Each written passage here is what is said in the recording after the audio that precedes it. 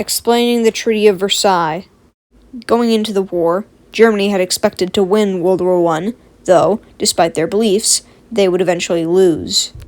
After the armistice of 1918, the war would basically come to an end, with Germany losing. Despite Germany being the obvious loser of the war, and the fighting of the war basically being over, the war had not officially ended, as a peace treaty still had to be signed. In June of 1919, the Allied leaders would meet in the French city of Versailles to discuss a peace treaty. After a while, they would come to the terms of the treaty. It would be agreed that Germany would have to limit their military to less than 100,000 troops, an extremely small military.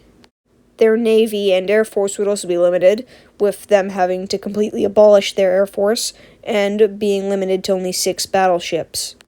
It would also be agreed that Germany would have to take the full blame for the war. Their territory would be cut up, and Kaiser Wilhelm II would be deposed. The German Empire would be completely abolished, and in its stead, the Weimar Republic would rise, a new republic. However, in Germany, the people thought that this treaty was too harsh, and in places like France, they believed it was not harsh enough. Despite this, the new Weimar Republic would still be forced to sign the treaty. In 1920, the League of Nations was created. However, Germany was not allowed to enter it.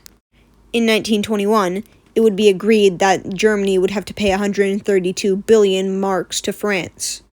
Along with this, a strategically and economically important zone of Germany, known as the Rhineland, would be demilitarized, meaning no German troops could enter it.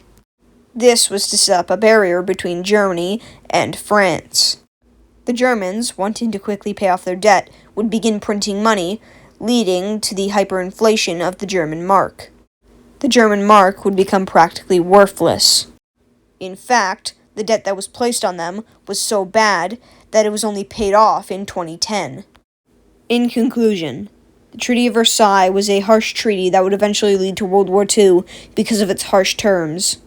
However, unlike some believe, the Treaty of Versailles was not really a harsh treaty, as it was quite normal at the time. Other treaties after the war, such as the Treaty of Saint-Germain, were much harsher, the Treaty of Saint-Germain completely dissolving Austria-Hungary. However, it was still bad enough to eventually lead to World War II. Thank you for watching this video on the Treaty of Versailles.